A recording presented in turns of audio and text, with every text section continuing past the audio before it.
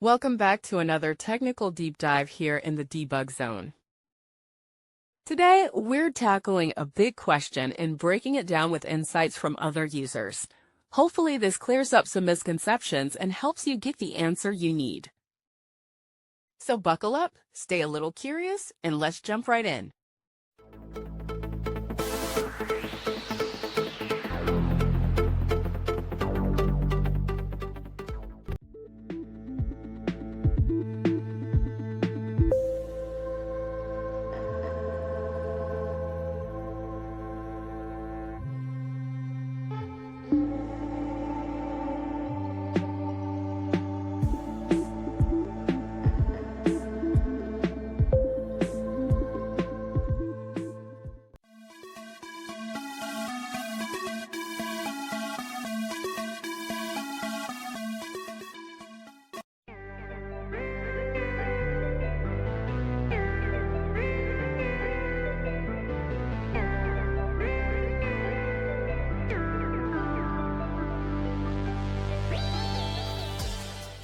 And that's a wrap.